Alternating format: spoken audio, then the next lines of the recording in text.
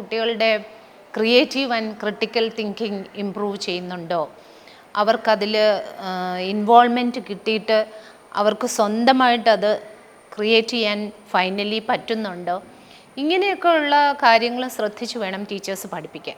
നമ്മുടെ കോവിഡിന് ശേഷം ഇപ്പോൾ സ്റ്റുഡൻസ് സോഷ്യൽ ആക്ടിവിറ്റീസിൽ അതിൽ ഇൻട്രാക്ഷൻ അല്ലെങ്കിൽ അഡാപ്റ്റബിലിറ്റിയിൽ ഒരുപാട് ഡിസ്റ്റൻസ് അല്ലെങ്കിൽ ഡിഫറൻസ് വന്നിട്ടുണ്ട്. സോ നമ്മുടെ സ്കൂളിൽ ഏറ്റവും കൂടുതൽ ഫേസ് ചെയ്യേണ്ടി വന്ന പ്രോബ്ലം അല്ലെങ്കിൽ ചാലഞ്ചസ് എന്തൊക്കെയാണ് ഈ ഒരു റീസൺ കാരണം? മാം, ഈ കഴിഞ്ഞ 5 വർഷമായിട്ട് അഡോളസെൻ്റ് ഏജ് ഗ്രൂപ്പിൽ പെടുന്ന സ്റ്റുഡൻസിൽ കണ്ടുവരുന്ന മാറ്റങ്ങൾ എന്തൊക്കെയാണ്? ഞാൻ ഏറ്റവും മുഖ്യമായിട്ട് കണ്ടിട്ടുള്ളത്, കുട്ടികൾക്ക് ആരെയെങ്കിലും ലിസൺ ചെയ്യാനോ അല്ലെങ്കിൽ എന്തെങ്കിലും കാര്യത്തിൽ ഇരുന്ന് കോൺസെൻട്രേറ്റ് ചെയ്ത് ഇൻവോൾവ് ചെയ്യാനോ ഒക്കെയുള്ളൊരു മടി. പൊതുവേ അതിൽ നമ്മളിപ്പം അവരുടെ അറ്റൻഷൻ സ്പാൻ ഒരുപാട് കുറഞ്ഞിട്ടുണ്ട്. അതോടൊപ്പം തന്നെ അവർക്ക് അങ്ങനെ കേട്ടുകൊണ്ടിരിക്കാനൊന്നുമുള്ളൊരു വില്ലിങ്നെസ് ഇല്ല പൊതുവെ. അപ്പോൾ ഇപ്പോൾ ക്ലാസ്സിലാണെങ്കിലും ടീച്ചേഴ്സ് പഠിപ്പിക്കുമ്പം ഒരു ട്രഡീഷണൽ വേ ഓഫ് ടീച്ചിങ് ആണെങ്കിൽ കുട്ടികൾക്കത് ഭയങ്കര മൊണോട്ടണസ് ആണ്. അവരുടെ ഒരു അറ്റൻഷൻ കിട്ടാനോ അല്ലെങ്കിൽ അവരത് ഉള്ളിലേക്ക് കൊണ്ടുപോകാനോ ഒന്നും അവർക്ക് സാധിക്കില്ല. അപ്പോൾ അവർക്ക് വേണ്ടതെന്ന് പറഞ്ഞു കഴിഞ്ഞാൽ ഇപ്പോഴത്തെ കാലഘട്ടത്തിനനുസരിച്ചുള്ള മാറ്റങ്ങൾ ക്ലാസ് റൂമിൻ്റെ ഉള്ളിലും കൊണ്ടുവരണം. എങ്കിൽ മാത്രമേ അവർക്ക് ആ സബ്ജക്റ്റിൽ കുറച്ചുകൂടി ഇൻട്രസ്റ്റ് തോന്നുള്ളൂ. അതുകൊണ്ടാണ് ഇപ്പം പുതിയ NEP 2020 ഇംപ്ലിമെൻറ്റേഷനും ഒക്കെ വരുമ്പം നമ്മളെല്ലാവരും പറയുന്നുണ്ട് ടീച്ചിങ് മെത്തേഡ്സിൽ മാറ്റം വരണം. അപ്പോൾ ടീച്ചേഴ്സ് ഒരു ഫിക്സഡ് മൈൻഡ് സെറ്റിലിരിക്കാതെ ഒരു ഗ്രോത്ത് മൈൻഡ് സെറ്റിലേക്ക് മാറണം. എന്നിട്ട് പുതിയതായിട്ടുള്ള കാര്യങ്ങൾ അവർ അബ്സോർബ് ചെയ്യാൻ ശ്രമിക്കണം.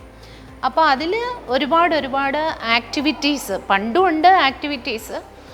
ആക്ടിവിറ്റി ഓറിയൻറ്റഡ് ആയിട്ട് കുട്ടികൾക്ക് സന്തോഷകരമായിട്ട് ചെയ്യാൻ പറ്റുന്ന രീതിയിൽ കാര്യങ്ങൾ കൊണ്ടുപോകണം. അപ്പോൾ അതിന് ഓരോ സബ്ജക്റ്റിൻ്റെയും ഓരോ ടോപ്പിക്കും ഫൈൻ ആർട്സിൻ്റെ ഹെൽപ്പിൽ കൂടോ. ഫൈൻ ആർട്സ് എന്ന് പറയുമ്പോൾ അതൊരു വാസ്റ്റ് മേഖലയാണ്. ഒരുപാട് കാര്യങ്ങളുണ്ട്. ഇപ്പോൾ സോങ്, മ്യൂസിക്കോ അല്ലെങ്കിൽ ഡാൻസ്, ഇതൊന്നും അല്ലാതെ നമുക്ക് drawing, painting, collage, bottle art, അങ്ങനെ പിന്നെ മോഡലിങ്, അതല്ലെങ്കിൽ ഈ ക്ലേ മോഡലിംഗ് ഉണ്ട്, പിന്നെ റോൾ പ്ലേ, ഡ്രാമ, അങ്ങനെ ഭയങ്കര വാസ്റ്റാണ് മേഖല.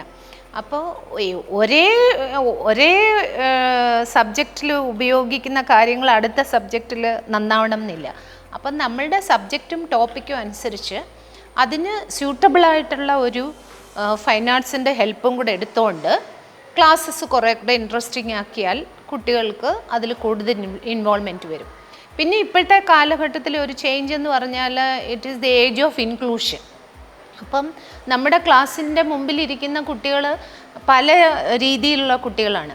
അപ്പോൾ സെയിം പെഡഗോജി അല്ലെങ്കിൽ ഒരേ ടൈപ്പിലുള്ള മെത്തഡോളജി കൊണ്ട് എല്ലാവർക്കും എല്ലാം കിട്ടണം എന്നില്ല. അപ്പോൾ നമ്മളൊരു ആർട്ട് ഇൻ്റഗ്രേറ്റഡ് ടീച്ചിങ്, അതല്ലെങ്കിൽ ഒരു സ്പോർട്ട് ഇൻ്റഗ്രേറ്റഡ് ടീച്ചിങ്, അല്ലെങ്കിൽ എക്സ്പീരിയൻഷ്യൽ ലേണിംഗ്, ഇങ്ങനെയൊക്കെയുള്ള പാറ്റേണിൽ കൂടെ പഠിപ്പിച്ചാലേ പറ്റുള്ളൂ. അപ്പോൾ അവിടെയും നമ്മൾ ആ ഒരു മെത്തഡോളജി സ്വീകരിക്കുമ്പം ശ്രദ്ധിക്കേണ്ടത് കുട്ടികളുടെ creative and critical thinking improve ചെയ്യുന്നുണ്ടോ, അവർക്കതിൽ ഇൻവോൾവ്മെൻറ്റ് കിട്ടിയിട്ട് അവർക്ക് സ്വന്തമായിട്ടത് ക്രിയേറ്റ് ചെയ്യാൻ ഫൈനലി പറ്റുന്നുണ്ടോ, ഇങ്ങനെയൊക്കെ ഉള്ള കാര്യങ്ങൾ ശ്രദ്ധിച്ച് വേണം ടീച്ചേഴ്സ് പഠിപ്പിക്കാൻ. അപ്പോൾ അതിന് ടീച്ചേഴ്സിന് കൂടുതൽ ട്രെയിനിങ്സിൻ്റെ ആവശ്യമുണ്ട്.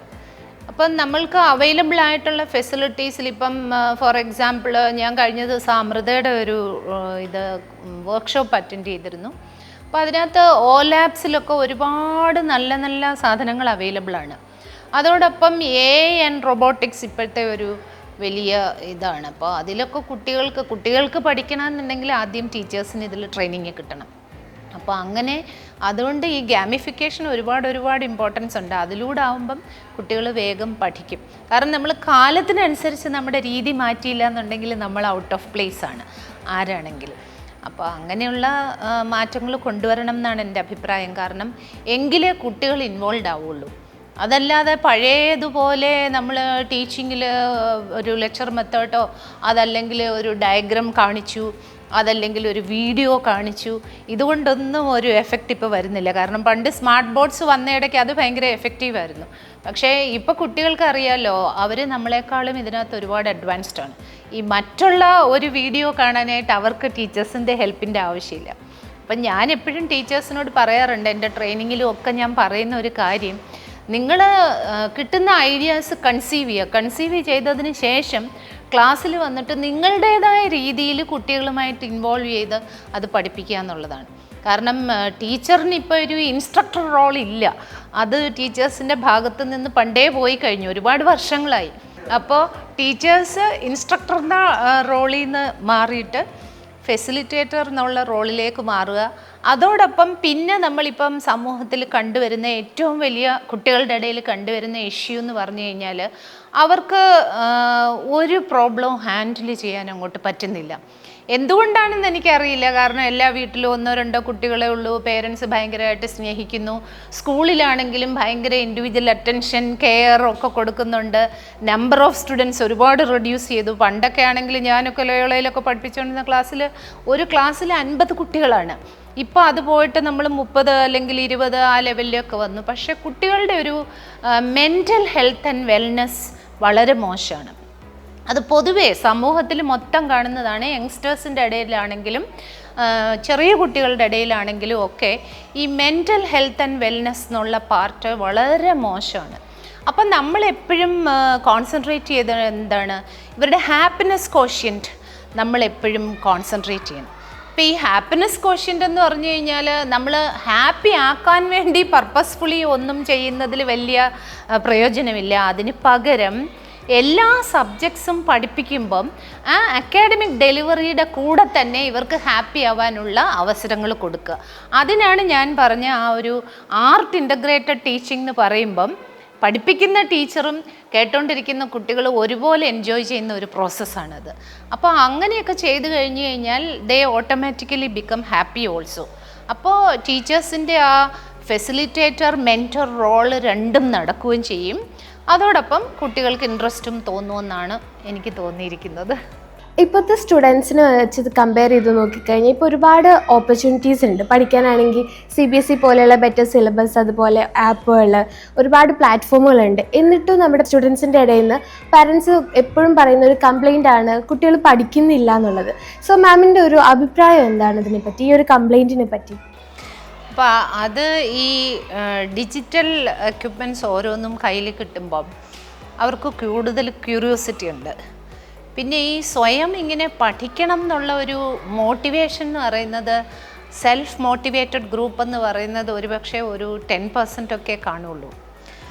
ബാക്കി അവർ കൊച്ചുകുട്ടികളല്ലേ, അവർക്കതിൽ കുറേ ഗെയിംസ് അല്ലെങ്കിൽ അങ്ങനെയുള്ള കാര്യങ്ങൾ എക്സ്പ്ലോർ ചെയ്യാനും അറിയാനും ഒക്കെ ആയിരിക്കും കൂടുതൽ താല്പര്യം. അല്ലാതെ ഈ പഠിക്കുന്ന കാര്യങ്ങൾ തന്നെ എക്സ്പ്ലോർ ചെയ്ത് പോകണം, അത് സ്വായത്തമാക്കണം എന്നൊക്കെ വിചാരിക്കുന്ന കുട്ടികളുടെ എണ്ണം കുറവാണ്. ഇല്ല എന്നല്ല, അങ്ങനെയുള്ള ഒരു നല്ല വിഭാഗം കുട്ടികളുണ്ട്. അവരത് നന്നായിട്ട് യൂട്ടിലൈസ് ചെയ്യുന്നുണ്ട്. അങ്ങനെ യൂട്ടിലൈസ് ചെയ്യുന്നവർക്ക് സത്യം പറഞ്ഞു കഴിഞ്ഞാൽ ഒരു ഇൻ്റലക്ച്വൽ ലെവൽ എടുത്തു കഴിഞ്ഞാൽ അവർക്കൊരു റാപ്പിഡ് ഗ്രോത്താണ് ഉള്ളത്. പക്ഷേ മജോറിറ്റി കുട്ടികൾ മറ്റു കാറ്റഗറിയിലാണ് വരിക. പിന്നെ അവിടെ നമുക്ക് വേണ്ടത്, ഇപ്പം പണ്ടാണെങ്കിലും എവിടെയാണെങ്കിലും, ഇപ്പം പണ്ടത്തെ കാലത്ത് ഇതൊന്നും ഇല്ലായിരുന്നപ്പോഴും ഒരു TV ആണുള്ളതെങ്കിലും, if it is under the supervision of a parent it will happen. അവിടെയാണ് ഇതിലുള്ള വ്യത്യാസം വരുന്നത്. പേരൻസിന് ഇവരുടെ കൂടെ ഇരിക്കാനും അത് മോണിറ്റർ ചെയ്യാനും അവരെ ഒന്ന് ഹെൽപ്പ് ചെയ്യാനും ഒക്കെയുള്ള സമയത്തിൻ്റെ ഒരു അഭാവമുണ്ടാവും. പിന്നെ ഈ പേരൻറ്റിങ് എന്ന് പറയുന്നത് വലിയൊരു പ്രോജക്റ്റാണ്. അതിൽ നമ്മൾ സമയം കണ്ടെത്തി കുട്ടികളുടെ പഠനത്തിൽ ഇൻവോൾവ് ചെയ്താൽ മാത്രമേ അവർ പഠിച്ച് മുന്നോട്ട് വരുള്ളൂ.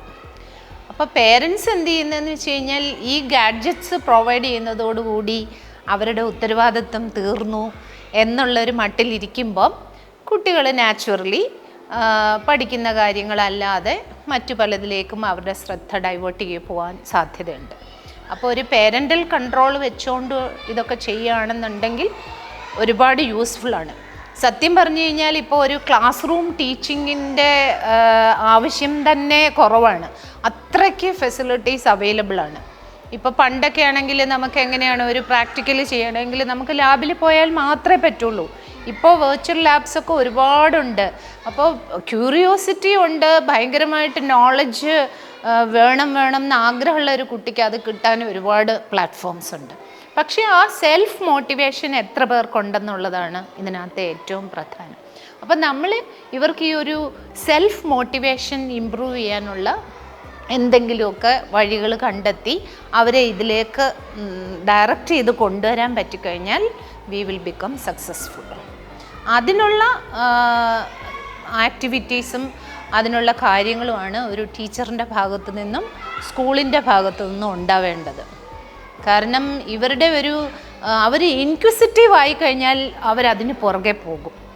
ആ ഒരു ഇൻക്വിസിറ്റീവ് നേച്ചറിലോട്ട് ഇവരെ നമുക്ക് എത്തിക്കാൻ പറ്റണം മജോറിറ്റിയെ. അതിനുള്ള ആക്ടിവിറ്റീസ് ചെയ്ത് സ്കൂളിൽ നിന്നോ അല്ലെങ്കിൽ ടീച്ചേഴ്സിൻ്റെ കയ്യിൽ നിന്നോ തുടങ്ങിക്കഴിഞ്ഞ് കഴിഞ്ഞാൽ പിന്നെ അവരുടെ ലോകം വിശാലമാണ്.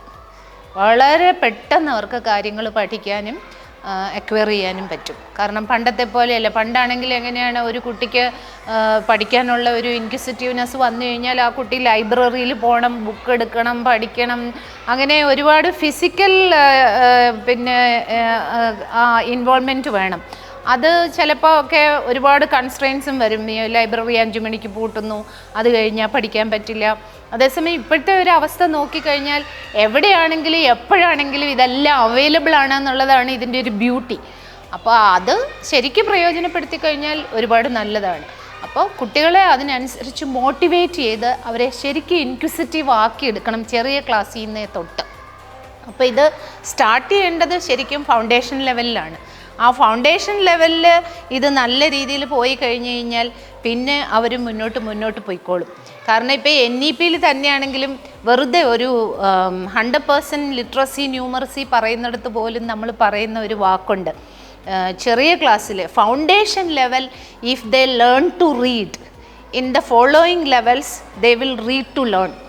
അതാണ് അതിൻ്റെ ബേസിക് ഒരു 1 ടാഗ് സെൻറ്റൻസ് ആയിട്ട് നമുക്ക് പറയാൻ പറ്റും. അപ്പോൾ അതുപോലെയാണ് എല്ലാം. ആ ഫൗണ്ടേഷൻ ലെവലിൽ ശരിക്കുള്ള ഒരു ഇൻക്വിസിറ്റീവ്നെസ് വന്നിട്ട് ഇവരുടെ ക്യൂരിയോസിറ്റിയെ സാറ്റിസ്ഫൈ ചെയ്യുന്ന ഇന്ന ഫെസിലിറ്റീസ് ഈ പ്ലാറ്റ്ഫോമിൽ അവൈലബിൾ ആണെന്ന് അവർ മനസ്സിലാക്കി കഴിഞ്ഞാൽ self learning will automatically happen. Ma'am, ഇപ്പോഴത്തെ ഈ ഒരു 10 to 13 ഏജ് ഗ്രൂപ്പിൽ പെടുന്ന സ്റ്റുഡൻസിൻ്റെ ഇടയിൽ anxiety, low self esteem, burn out, ഇങ്ങനെ ഒരുപാട് വേർഡ്സ് ഭയങ്കര നോർമലായിട്ട് പറഞ്ഞു വരുന്നുണ്ട്. അപ്പോൾ ഇതിൻ്റെ ഒരു റീസൺ എന്താണ്? ഈ സ്റ്റുഡൻസിൻ്റെ ഇടയിൽ ഈ ഒരു ഏജ് ഗ്രൂപ്പിൽ തന്നെ ഇങ്ങനെയുള്ള ഒരുപാട് പ്രോബ്ലംസ് വരാനുള്ളൊരു റീസൺ?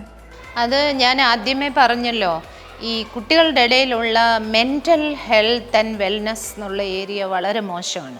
അപ്പോൾ അതുകൊണ്ട് തന്നെയാണ് അവർക്ക് ഈ ഒരു ഏജ് ഗ്രൂപ്പിൽ അവർക്ക് സെൽഫ് എസ്റ്റീം കുറവാണ്, പിന്നെ ആങ്സൈറ്റി ഉണ്ട്, ലോൺലിനെസ്, അതായത് പലതരത്തിലുള്ള ഒരു മെൻ്റൽ സ്ട്രെസ് ഇവർ അനുഭവിക്കുന്നുണ്ട്. ആ സ്ട്രെസ് ഇവർക്ക് മാനേജ് ചെയ്യാനുള്ള ഒരു ട്രെയിനിങ് പലയിടത്തു നിന്നും കിട്ടുന്നില്ല എന്നുള്ളതാണ്. അപ്പോൾ നമ്മൾ ശരിക്കും പഠിപ്പിക്കുമ്പം 3 ഡൊമൈൻസ് നമ്മൾ കോൺസെൻട്രേറ്റ് ചെയ്യണം. ഒന്ന് കോഗ്നിറ്റീവ് ഡൊമൈൻ, അത് കഴിഞ്ഞാൽ സൈക്കോമോട്ടോർ ഡൊമൈൻ, പിന്നീട് വേണ്ടത് അഫക്റ്റീവ് ഡൊമൈനാണ്. അപ്പോൾ ഈ അഫക്റ്റീവ് ഡൊമൈനകത്താണ് മെൻ്റൽ ആൻഡ് സ്പിരിച്വൽ ഗ്രോത്ത് നമ്മൾ കോൺസെൻട്രേറ്റ് ചെയ്യുക. അപ്പോൾ എനിക്ക് തോന്നുന്നത് കുട്ടികൾക്ക് ഇപ്പോൾ പല ആൾക്കാരുമായിട്ട് ഇൻട്രാക്ട് ചെയ്യാനുള്ള അവസരങ്ങൾ കുറയുന്നു. പണ്ടൊക്കെ ആണെങ്കിൽ ഒരു ജോയിൻറ്റ് ഫാമിലിയാണ്, പേരൻസിനാണെങ്കിലും സമയമുണ്ട്, അടുത്തുള്ള കുട്ടികളുടെ കൂടെ പോയി കളിക്കും, അങ്ങനെയൊക്കെയുള്ള പലതും കുറഞ്ഞു വരികയാണ്. പിന്നെ ഈ ഇലക്ട്രോണിക് ഗാഡ്ജറ്റ്സിലേക്ക് കൂടുതൽ ശ്രദ്ധ കേന്ദ്രീകരിക്കുമ്പോൾ പറ്റുന്ന ഒരു ചെറിയ പരാജയവും അവിടെ തന്നെയാണ്. കാരണം അവർക്ക് ഇൻട്രാക്ഷൻ മെഷീൻസിനോടാകുമ്പം എത്ര വന്നാലും അവർക്കൊരു ഹ്യൂമാനിറ്റേറിയൻ കൺസിഡറേഷനും അല്ലെങ്കിൽ ആ ഹ്യൂമാനിറ്റേറിയൻ തരത്തിലുള്ള പെരുമാറ്റങ്ങളോ മറ്റുള്ളവരുടെ ഒരു കെയറും ഇതൊക്കെ അവർക്ക് കുറയുകയാണ് ചെയ്യുന്നത്. അപ്പോൾ അതും ഒരു കാരണമാകുമെന്ന് എനിക്ക് തോന്നുന്നു. പിന്നെ നമ്മൾ ചെറിയ ക്ലാസ്സിൽ തന്നെ സ്ട്രെസ്സ് മാനേജ് ചെയ്യാനുള്ള പല തരത്തിലുള്ള ട്രെയിനിങ്സ് കുട്ടികൾക്ക് കൊടുക്കുക. കാരണം ഹാപ്പിനെസ് എന്ന് പറഞ്ഞു കഴിഞ്ഞാൽ ഒരിക്കലും മറ്റൊരിടത്തു നിന്ന് കിട്ടേണ്ട ഒന്നല്ല, നമ്മൾ സ്വയം കണ്ടെത്തിയാലേ പറ്റുള്ളൂ. കാരണം എക്സ്റ്റേണൽ എൻവയോൺമെൻറ്റ്സിനെ ഡിപ്പെൻഡ് ചെയ്ത് നമ്മൾ ഹാപ്പി ആവാം എന്ന് വിചാരിച്ചു കഴിഞ്ഞാൽ അത് ഒരിക്കലും ആർക്കും സാധ്യമല്ല. അത് വലിയവർക്കും സാധ്യമല്ല, ചെറിയ കുട്ടികൾക്കും സാധ്യമല്ല. അപ്പം നമ്മൾ സ്വയം തീരുമാനിക്കുക, ഞാൻ എപ്പോഴും ഹാപ്പി ആയിരിക്കും എന്ത് വന്നാലും എനിക്കതിനെ നേരിടാൻ പറ്റണം. This also will pass on. അപ്പോൾ അത് ഓരോ ഡിഫിക്കൽട്ടീസ് വരുമ്പോഴും ഒരു നോ വന്നു കഴിഞ്ഞാൽ അതിനോട് പ്രതികരിക്കുന്ന രീതി പോലും ഇപ്പോൾ വ്യത്യാസം വന്നിരിക്കുകയാണ്. അപ്പോൾ കുട്ടികളെ അത് ചെറുതിലേ തൊട്ട് പഠിപ്പിക്കുക എന്നുള്ളതാണ് എനിക്ക് തോന്നിയിരിക്കുന്നത്. കാരണം മലയാളത്തിലൊരു ചൊല്ലുണ്ടല്ലോ, തീയിൽ കുരുത്തത് വെയിലത്ത് വാടില്ല. അതുപോലെയാണ് നമ്മൾ ചെറുതിലേ നമ്മൾ വീട്ടിലിപ്പം കുട്ടികൾക്ക് എന്ത് ചോദിച്ചാലും പ്രൊവൈഡ് ചെയ്യുക, എന്ത് ചോദിച്ചാലും യേസ് പറയുക, അങ്ങനെ ഒരു സിറ്റുവേഷനിൽ കൂടെ കൊണ്ടുവരുമ്പോഴേക്കും പെട്ടെന്ന് ഒരു ഔട്ടർ വേൾഡിൽ നിന്ന് അവർക്കൊരു നോ കിട്ടുമ്പോൾ അത് അക്സെപ്റ്റ് ചെയ്യാൻ ഒരു ബുദ്ധിമുട്ട് വരും. അപ്പം എല്ലാം കുറേശ്ശെ അവർക്ക് എക്സ്പോഷർ കൊടുക്കണം. അങ്ങനെ വരുമ്പോഴേക്കും അവർ മെൻ്റലി പ്രിപ്പയർഡ് ആവും. പിന്നെ സ്ട്രെസ് എന്നുള്ളത് എല്ലാവരുടെയും ജീവിതത്തിൻ്റെ ഭാഗമാണ്. സ്ട്രെസ് എന്ന് പറയുന്നത് stress is the companion and comrade അല്ലേ, എല്ലാവർക്കും, നമുക്കാണെങ്കിലും എല്ലാവർക്കും അതെ. അപ്പോൾ അതിനെ എങ്ങനെയെങ്കിലും ഒക്കെ ഡീൽ ചെയ്യാനുള്ള വിവിധ ടെക്നിക്സ് അവരെ പഠിപ്പിച്ചു കൊടുക്കണം. അപ്പം ഞാനീ പറഞ്ഞ ആദ്യത്തെ ഒരു പാറ്റേൺ ഉണ്ടല്ലോ, അതായത് ടീച്ചർ ഇൻസ്ട്രക്ടർ അല്ലാതെ ടീച്ചർ ഒരു ആർട്ട് ഇൻ്റഗ്രേറ്റഡ് രീതിയിലോ അല്ലെങ്കിൽ സ്പോർട്ട് ഇൻ്റഗ്രേറ്റഡ് രീതിയിലോ ഒക്കെ കുട്ടികളെ പഠിപ്പിക്കുന്നു എന്നുള്ളത് വരുമ്പോൾ, ഇപ്പോൾ എക്സ്പീരിയൻഷ്യൽ ലേണിംഗ് എല്ലാം അതിനകത്തൊക്കെ ഇപ്പോൾ ഗാമിഫിക്കേഷൻ ഒക്കെ അവിടെയാണ് ഇമ്പോർട്ടൻറ്റ്. അതിൽ കുട്ടികൾ കുറേ ഹാപ്പി ആവുകയും അവർക്ക് പല സന്ദർഭങ്ങളും രസകരമായിട്ട് എങ്ങനെ അതിനെ ഓവർകം ചെയ്യാം എന്നുള്ള ഒരു ട്രെയിനിങ് അതിലൂടെ ഓട്ടോമാറ്റിക്കലി കിട്ടും. Knowingly or unknowingly they are getting it. അപ്പോൾ അവിടെ നമ്മൾ പർപ്പസ്ഫുള്ളി ഇപ്പം ഇവരുടെ mental health and wellness manage ചെയ്യാൻ നിങ്ങൾ ഇങ്ങനെയൊക്കെ ചെയ്യണം എന്ന് പറഞ്ഞു കൊടുക്കുന്നതിലും നല്ലത് ഇങ്ങനെയുള്ള കാര്യങ്ങളിലൂടെ മുൻപോട്ട് പോകുമ്പം അവർ ഓട്ടോമാറ്റിക്കലി അത് കിട്ടി ഗ്രോ ചെയ്യുകയാണ്. അങ്ങനെ വരുമ്പം അവരുടെ മെൻ്റൽ ഹെൽത്ത് കുറച്ചുകൂടെ നല്ലതായിരിക്കും. പിന്നെ ഞാൻ പറയുന്നത് കുട്ടികൾക്ക് തമ്മിൽ പ്രോപ്പറായിട്ട് ഇൻട്രാക്ട് ചെയ്യാനുള്ള അവസരങ്ങളും കുട്ടികളും ടീച്ചേഴ്സും തമ്മിലൊരു ഹെൽത്തി പിന്നെ റിലേഷൻഷിപ്പും ഒരു ഫ്രണ്ട്ലി അറ്റ്മോസ്ഫിയർ സ്കൂളിലാണെങ്കിലും ആസ് എ ഹോൾ ഒരു ഫ്രണ്ട്ലി അറ്റ്മോസ്ഫിയർ വേണം. പിന്നെ ഇവർക്ക് ഈ എക്സാമിൻ്റെ പ്രഷറും ഒക്കെ കൂടുതൽ കൊടുക്കാതെ നമ്മുടെ എക്സാം പാറ്റേൺ ഒക്കെ ഒരുപാട് മാറാനുണ്ട്. കാരണം ഇപ്പോഴത്തെ കുട്ടികൾക്കെല്ലാം ഈ എക്സാം എന്ന് പറയുമ്പോഴേക്കും ഭയങ്കര ആങ്സൈറ്റിയാണ്. എക്സാം ആങ്സൈറ്റി ഒരുപാടുണ്ട്. അപ്പം ഞാനൊക്കെ ഒരുപാട് സ്കൂൾസിൽ how to overcome exam fear എന്നുള്ളത് ക്ലാസ് എടുക്കാൻ പോയിട്ടുണ്ട്. കാരണം സത്യം പറഞ്ഞാൽ അങ്ങനെ ഒരു ക്ലാസ്സിൻ്റെ ആവശ്യമില്ല. അല്ലെങ്കിൽ ഇപ്പോൾ ഒരു 10th സ്റ്റാൻഡേർഡ് ബോർഡ് എക്സാം അതൊന്നും അല്ലല്ലോ ലൈഫിൻ്റെ എൻഡ്.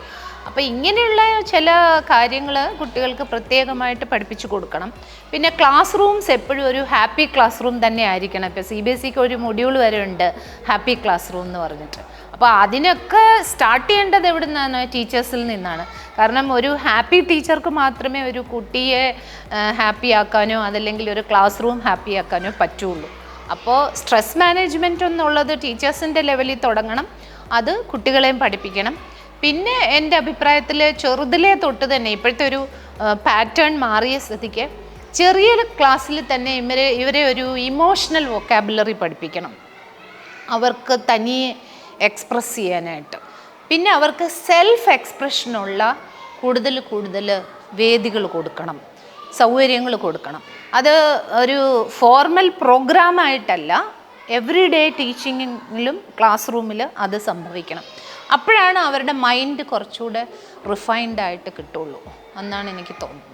മാം, നമുക്ക് സ്കൂളിൽ അക്കാഡമിക് പെർഫോമൻസ് അതുപോലെ മെൻ്റൽ വെൽബീയിങ് ഒക്കെ ബാലൻസ് ചെയ്ത് കൊണ്ടുപോകാൻ സാധിക്കും? അതെങ്ങനെ പോസിബിൾ ആക്കാൻ സാധിക്കും?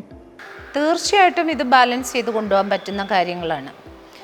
ഇപ്പോൾ NEP 2020 പുതിയ പാറ്റേൺ വെച്ചിട്ട് പഠിപ്പിക്കുന്ന ഒരു ടീച്ചർ, യഥാർത്ഥത്തിൽ പഠിപ്പിക്കുന്ന ഒരു ടീച്ചർ, അതിൻ്റെ അക്കാഡമിക് ഡെലിവറി എന്ന് പറഞ്ഞാൽ അതിനകത്ത് വളരെ ക്ലിയറായിട്ട് പറഞ്ഞിട്ടുണ്ട് എങ്ങനെയൊക്കെയാണ് പഠിപ്പിക്കേണ്ടതെന്ന്. അപ്പം ഇതിലാകെയുള്ളത് ചില ടീച്ചേഴ്സ് നമ്മുടെ പഴയ ട്രഡീഷണൽ മെത്തേഡിനെ പിടിച്ചുകൊണ്ട് മുന്നോട്ട് പോകുന്ന വളരെ ചുരുക്കമാണ്. ഇപ്പോൾ ഒരുപാട് മാറ്റം വന്നിട്ടുണ്ട്, നമ്മുടെ സ്കൂൾസിലെല്ലാം കാര്യങ്ങളെല്ലാം ഒരുപാട് മാറിയിട്ടുണ്ട്, എങ്കിലും ഇനിയും ഒരുപാട് മാറാനുണ്ട്. അപ്പോൾ നമ്മൾ ശരിക്കും ഈ എക്സ്പീരിയൻഷ്യൽ ലേണിങ്ങും ഒക്കെ യഥാർത്ഥത്തിൽ നന്നായിട്ട് ചെയ്തു കഴിഞ്ഞാൽ, ഞാൻ പറയുന്നത് ഒരു നെയിം സേക്കിന് വേണ്ടി അവിടെയും ഇവിടെയും ചെയ്തിട്ട് കാര്യമില്ല. ഇപ്പോൾ ആർട്ട് ഇൻ്റഗ്രേറ്റഡ് പ്രോജക്റ്റ്, അത് നെയിം സേക്കിന് 1-2 പ്രോജക്റ്റ് ചെയ്തു, അത് അപ്ലോഡ് ചെയ്തു, അതുകൊണ്ട് കാര്യമില്ല. എല്ലാ സബ്ജക്ട്സും എല്ലാ ടോപ്പിക്കും ഇതെല്ലാം കോൺസെൻട്രേറ്റ് ചെയ്ത് തന്നെ ചെയ്യണം. അപ്പോൾ നമ്മൾ ഒരു ക്ലാസ്സിൽ പോകുമ്പം ഒരു ടീച്ചർ എന്ന നിലയിൽ ക്ലാസ്സിലേക്ക് പോകുമ്പോൾ ഒരു ലേണിംഗ് ഒബ്ജക്റ്റീവായിട്ടാണ് പോവുക. ടീച്ചറിൻ്റെ മനസ്സിലുണ്ട് ആ ലേണിംഗ് ഔട്ട്കം എന്നുള്ളത് 100% ആവണം എന്ന്. അപ്പം ഞാൻ പറഞ്ഞതുപോലെ ഒരു ക്ലാസ്സിലിരിക്കുന്നത് ഡൈവേഴ്സ് ബാക്ക്ഗ്രൗണ്ടിൽ നിന്നുള്ള കുട്ടികളാണ്. അവരുടെ ചിലപ്പോൾ ചില കുട്ടികൾ ലേണിംഗ് ഡിസബിലിറ്റി ഉള്ളവരുണ്ടാവാം, അതല്ലെങ്കിൽ ചിലർക്ക് അറ്റൻഷൻ സ്പാൻ കുറഞ്ഞ കുട്ടികളുണ്ടാവാം. അപ്പോൾ ഒരേ മെത്തേഡിൽ പഠിപ്പിച്ചതുകൊണ്ട് അത് അറ്റൈൻ ചെയ്യാൻ പറ്റില്ല. അപ്പം നമ്മളെപ്പോഴും ഫോക്കസ് ചെയ്യേണ്ടതെന്ന് പറഞ്ഞു കഴിഞ്ഞാൽ ആ പ്രൊസീജിയർ അല്ലെങ്കിൽ പ്രോസസ്സിലാണ്. അക്കാഡമിക് ഡെലിവറി എന്നുള്ള പാർട്ടിനെ പറ്റി ഒരു ടീച്ചർ ശരിക്കും പ്രിപ്പയർ ചെയ്ത് പോകണം.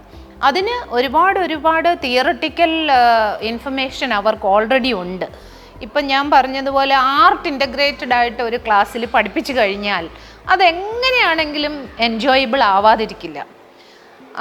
അതുപോലെ ഡിജിറ്റൽ മെത്തേഡ്സ് ഒരുപാട് അവൈലബിൾ ആണ്, അല്ലെങ്കിൽ ഡിജിറ്റൽ പ്ലാറ്റ്ഫോംസിൽ ഒരുപാട് കാര്യങ്ങൾ അവൈലബിൾ ആണ്. അതിൻ്റെയൊക്കെ ഹെൽപ്പ് എടുത്തുകൊണ്ട് ടീച്ചറും കുട്ടികളും ഒരുമിച്ചിരുന്ന് സന്തോഷകരമായിട്ട് അത് പഠിക്കുമ്പം when A child is respected and loud, ആ ഒരു അബ്സോർപ്ഷൻ ലെവലും കൂടുതലായിരിക്കും, കുട്ടിക്ക് വേഗം മനസ്സിലാവും. അപ്പോൾ കുട്ടികളെ ഒന്ന് റെസ്പെക്റ്റ് ചെയ്തുകൊണ്ട് അവരെ കുറച്ച് സ്നേഹം കൊടുത്തുകൊണ്ട് അവരിൽ ഒരാളായിട്ട് ആക്ടിവിറ്റീസ് പ്ലാൻ ചെയ്ത് അവരറിയാതെ ഈ ഡിഫിക്കൽട്ടായിട്ടുള്ള പോർഷൻസോ അല്ലെങ്കിൽ അക്കാഡമിക് ഡെലിവറിയിൽ ബുദ്ധിമുട്ടുള്ള ഭാഗങ്ങളെ ഈസി ആയിട്ട് അവതരിപ്പിച്ചു കഴിഞ്ഞാൽ എങ്ങനെയാണെങ്കിലും കുട്ടികൾക്ക് പഠിക്കാനും എളുപ്പമുണ്ടാവും, അവരുടെ ഒരു മെൻ്റൽ സ്ട്രെസ്സും അവിടെ കുറയുകയാണ്. അതിനുവേണ്ടിയാണ് നമ്മൾ ഈ പറയുന്നത് മുഴുവൻ. അല്ലാതെ മെൻ്റൽ സ്ട്രെസ് എന്നുള്ളതിനെ അത് കുറയ്ക്കാൻ വേണ്ടി നമുക്കൊരു തിയറട്ടിക്കൽ ക്ലാസ് വെച്ചിട്ട് ഒരു കാര്യമില്ല. അപ്പോൾ ഇത് സംഭവിക്കേണ്ടത് എങ്ങനെയാണെന്ന് വെച്ചാൽ എല്ലാ പീരീഡിലും എല്ലാ സബ്ജക്ട്സിലും എല്ലാ ടോപ്പിക്കിലും ഇത് നടക്കണം. അതില്ലാന്നുണ്ടെങ്കിൽ ഇതൊരു പരാജയമാണ്. അപ്പോൾ അവിടെ വരുമ്പോഴേക്കും എക്സാം പാറ്റേണും മാറണം. എക്സാം എന്ന് പറയുന്നത് കുട്ടികൾക്ക് ഇങ്ങനെ പേടി ഉണ്ടാവാനുള്ള ഒരു സാധനമായിട്ട് മാറരുത്, മറിച്ച് അവർക്ക് അതിനെ ഒന്ന് ഈസി ആയിട്ട് എൻജോയബിളായിട്ട് കൊണ്ടുപോകാൻ പറ്റണം. അപ്പോൾ ടീച്ചേഴ്സ് എല്ലാം ക്ലാസ്സിൽ കുറച്ച്, ഞാൻ എപ്പോഴും പറയാറുണ്ട്, നമ്മുടെ ടീച്ചേഴ്സ് മാത്രമാണ് ഐസ് ബ്രേക്കേഴ്സ് ഉപയോഗിക്കാത്തത്. ഈ കുട്ടികളിങ്ങനെ ക്ലാസ്സിലിരുന്ന് കഴിഞ്ഞിട്ട് ഓളോണെ സഡൻ ചെന്നിട്ട് അങ്ങോട്ട് പഠിപ്പിക്കാൻ തുടങ്ങി കഴിഞ്ഞു കഴിഞ്ഞാൽ അവർക്കത് ബുദ്ധിമുട്ട് വരും. അപ്പോൾ ആദ്യം ടീച്ചേഴ്സ് ചെയ്യേണ്ടത് എന്താണ്, ഒരു ഐസ് ബ്രേക്കർ ചെയ്യിക്കണം കുട്ടികളെ കൊണ്ട്. ഇപ്പം നമ്മളാണേലും ഒരു ക്ലാസ് ഇങ്ങനെ കേട്ടോണ്ടിരുന്ന് കുറച്ച് നേരം ഇരുന്ന് കഴിയുമ്പോൾ നമുക്ക് ഉറക്കം വരും. അപ്പോൾ ഐസ് ബ്രേക്കേഴ്സ് ടീച്ചേഴ്സ് കൂടുതലായിട്ട് ഉപയോഗിക്കണം. അത് ക്ലാസ്സിൻ്റെ ഡിസിപ്ലിൻ കളയാതെ തന്നെ ക്ലാസ്സിൽ ഉപയോഗിക്കാവുന്ന ഒരുപാട് ഐസ് ബ്രേക്കേഴ്സ് ഉണ്ട്. അത് ഉപയോഗിച്ചതിന് ശേഷം പിന്നെ ഈ ടോപ്പിക്ക്, സാധാരണ പണ്ടൊക്കെ ടീച്ചേഴ്സ് ചെന്ന് കഴിഞ്ഞാൽ ക്ലാസ്സിൽ ചെന്നവണെ ബോർഡിലോട്ട് ടോപ്പിക് എഴുതി 2 വരയിടും. അതൊരിക്കലും പാടില്ല. ഒരു ആക്ടിവിറ്റിയിലൂടെ അല്ലെങ്കിൽ ഏതെങ്കിലും നല്ലൊരു ഗെയിമിലൂടെ വേണം കുട്ടികൾ മനസ്സിലാക്കാൻ എന്താണ് നമ്മൾ പഠിക്കാൻ പോകുന്നതെന്ന്. അപ്പോൾ ഈ ഗെയിം ആദ്യം ചെയ്യുന്ന എന്തിനാണെന്ന് അവർ മനസ്സിലാക്കരുത്. മനസ്സിലാക്കാതെ ആ ഗെയിം ചെയ്തതിന് ശേഷം നമ്മൾ ടോപ്പിക് ഇൻട്രൊഡ്യൂസ് ചെയ്യുമ്പം അതൊരു ബ്യൂട്ടിഫുൾ എക്സ്പീരിയൻസ് ആണ് പിള്ളേർക്ക്, അല്ലേ? ഇപ്പോൾ ഫോർ എക്സാമ്പിൾ, എനിക്കതിനൊരു എക്സാമ്പിൾ പറയാൻ പറ്റും. ഇപ്പം നമ്മൾ അതോടൊപ്പം നമ്മുടെ കൾച്ചർ, ട്രഡീഷൻ, ഇതെല്ലാം ഇതിനായിട്ട് മിക്സ് ചെയ്ത് കൊണ്ടുപോകാൻ പറ്റും. ഇപ്പോൾ വളരെ സിമ്പിളായിട്ട് പറഞ്ഞു കഴിഞ്ഞാൽ കേരളത്തിൽ തിരുവാതിര, ഒപ്പന കളി, ഇതെല്ലാം വളരെ ഫേമസ് ആണ്. മാർഗം കളി, ഒപ്പന.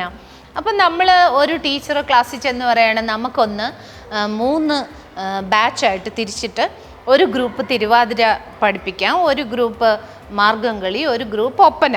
ടീച്ചർ പറയാണ്. ഇപ്പോൾ സപ്പോസ് അതൊരു മാത്സ് ടീച്ചറാണ് ചെയ്യുന്നതെന്ന് വിചാരിച്ചു. കുട്ടികൾക്ക് ഭയങ്കര സന്തോഷമായിരിക്കും. അപ്പോൾ അവർ പാട്ടൊക്കെ വെച്ച് ഇതെല്ലാം പ്രിപ്പയർ ചെയ്ത് നന്നായിട്ട് ഒരു 3 ദിവസത്തെ പ്രാക്ടീസിന് ശേഷം ഇവർ പ്രസൻറ്റ് ചെയ്യുന്നു. അപ്പോൾ പ്രസൻറ്റ് ചെയ്ത് കഴിയുമ്പം ടീച്ചർക്കും ഹാപ്പിയാണ്. പിന്നെ ഇവിടെ ഇത് പ്രാക്ടീസ് ചെയ്യുമ്പോഴും പ്രസൻറ്റ് ചെയ്യുമ്പോഴും കുട്ടികൾ മെൻ്റലി ഹാപ്പിയാണ്. അപ്പം നമ്മൾ ആ ഒരു ഹാപ്പിനെസ് കോഷ്യൻ്റ് ഓൾറെഡി നമ്മൾ കൺസിഡർ ചെയ്ത് കഴിഞ്ഞു. എന്നിട്ട് ഇപ്പോൾ ഫോർ എക്സാമ്പിൾ തിരുവാതിര കളിയിലാണെങ്കിൽ നടുക്കൊരു വിളക്കുണ്ടാവും, കുട്ടികളെല്ലാവരും അതൊരു റൗണ്ടാണ്. അപ്പോൾ ടീച്ചർക്ക് പറയാം ഇത് സർക്കിൾ ഫോർമേഷൻ. അപ്പോൾ ഞാൻ സർക്കിൾ ഇൻട്രൊഡ്യൂസ് ചെയ്യാണ്. പിന്നീടോ ഇവർക്ക് ഫ്രണ്ട്സ് എന്ന് പറഞ്ഞു കഴിഞ്ഞാൽ അവർക്ക് ഭയങ്കര വലുതാണ്, അല്ലേ? ആ പിയർ ഗ്രൂപ്പ് ഇൻഫ്ലുവൻസ് ഭയങ്കര വലുതാണ്. അപ്പോൾ ഇവർക്ക് എല്ലാവർക്കും എന്ന് പറഞ്ഞാൽ എൻ്റെ ഫ്രണ്ട്സാണ് ഇതിനകത്ത് പങ്കെടുക്കുന്നതെന്നുള്ളൊരു സന്തോഷം. അപ്പോൾ ഫോർ എക്സാമ്പിൾ നടുക്ക് നിൽക്കുന്ന ആൾ, ഫോർ എക്സാമ്പിൾ സുരേഷ്. സുരേഷ് ഞങ്ങളുടെ ഫ്രണ്ടാണ്. അപ്പോൾ സുരേഷ് എന്ന് പറയുന്നത് എന്താണ്? Centre of the circle. And the distance from Suresh to Shirley, another child, what is it? That is the radius. And the distance from Shirley to Joseph or somebody else, adanda diameter. And that diameter will be passing through the center of the circle. ഇത് പറഞ്ഞു കൊടുത്തു കഴിഞ്ഞാൽ പിന്നീട് ഇവർക്ക് radius എന്താണെന്ന് ഇവർ by heart ചെയ്യുകയോ ആലോചിക്കുകയോ വേണോ? ഇവർ ഈ ഫ്രണ്ട്സിനെയാണ് ഓർക്കുക. അപ്പോൾ അവർക്ക് ഇതൊക്കെ ഉള്ളിൽ ഓർക്കാൻ ഭയങ്കര എളുപ്പമാണ്. എൻ്റെ 2 friends, Suresh, Shirley, that distance. അങ്ങനെ വരുമ്പം പിന്നെ നിങ്ങളെല്ലാവരും ഈ ലൈനിൽ വരുന്നു, അതാണ് സർക്കിളിൻ്റെ സർക്കംഫറൻസ്. എന്ത് ഈസി ആയിട്ട് കുട്ടികളുടെ മനസ്സിലേക്ക് അത് കയറും. അപ്പോൾ ആദ്യം ഈ തിയറി മുഴുവനും ഇങ്ങനെ പഠിപ്പിക്കുന്നതിന് പകരം ഇങ്ങനെ ഒരു ആക്ടിവിറ്റി ചെയ്തിട്ട് ഇതെന്തിനാണ് നമ്മൾ ചെയ്തത്, കാരണം ആദ്യം ഈ ആക്ടിവിറ്റി പിള്ളേർ കംപ്ലീറ്റ്ലി അങ്ങ് എൻജോയ് ചെയ്യാണ്, അല്ലാതെ അവരതിനെപ്പറ്റി ഒന്നും ചിന്തിക്കുന്നില്ല. അതിനുശേഷം നമ്മൾ പറഞ്ഞു കൊടുക്കുകയാണ്. അപ്പോൾ ഇത് എന്ത് നന്നായിട്ട് കുട്ടികൾക്ക് ഓർക്കാൻ പറ്റും. പിന്നീട് അവർക്ക് ഇങ്ങനെ റോഡ് ലേണിങ്ങിൻ്റെ ആവശ്യമില്ല. നമ്മൾ ആ റോഡ് ലേണിങ്ങിൽ നിന്ന് മാറിയിട്ട് കുട്ടികളെ റിയൽ ലൈഫ് സിറ്റുവേഷനുമായിട്ട് കമ്പയർ ചെയ്ത് പഠിപ്പിക്കുകയാണ്. ഇതൊരു ചെറിയ എക്സാമ്പിളാണ് ഞാൻ പറഞ്ഞത്, മാത്തമാറ്റിക്സിലെ സർക്കിൾ പഠിപ്പിക്കുന്നതിൻ്റെ എക്സാമ്പിൾ. ഇതുപോലെ എല്ലാ ടോപ്പിക്കിനും നമുക്ക് ഒരുപാട് ഇന്നവേറ്റീവായിട്ടുള്ള കാര്യങ്ങൾ ചെയ്യാൻ പറ്റും. അപ്പോൾ ചില ടീച്ചേഴ്സ് നമ്മൾ ഇതിൻ്റെ ക്ലാസ് എടുക്കുമ്പോൾ അവർ പറയും പോർഷൻ നീങ്ങില്ല എന്ന്. പക്ഷേ ഇങ്ങനെ പഠിപ്പിക്കുമ്പോൾ പോർഷൻ വളരെ എളുപ്പം നീങ്ങും. കാരണം ഇവിടെ 100% കുട്ടികൾ ഇത് മനസ്സിലാക്കുകയാണ് പെട്ടെന്ന്. ആ ലേണിംഗ് ഔട്ട്കം അച്ചീവ് ചെയ്യാൻ എളുപ്പമാണ്. അതോടൊപ്പം ടീച്ചറും എൻജോയ് ചെയ്യും, കുട്ടികളും എൻജോയ് ചെയ്യും. അവരുടെ mental health and wellness also is taken care of. Automatically teachers stress also will be less.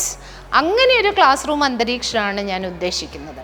അപ്പോൾ എനിക്ക് റിസോർഷിയെ പറ്റിയുള്ള ഏറ്റവും വലിയ ഒപ്പീനിയനും അത് തന്നെയാണ്. നിങ്ങളുടെ പ്രോഗ്രാമിലൂടെ നിങ്ങൾ ഈ അക്കാഡമിക് ഡെലിവറി രസകരമായിട്ട് കുട്ടികളിൽ എത്തിക്കാനും ആ അക്കാഡമിക് ഡെലിവറിയോടൊപ്പം തന്നെ അവരുടെ mental health and wellness taken care ചെയ്യുന്ന രീതിയിലുള്ള പാറ്റേണാണ്.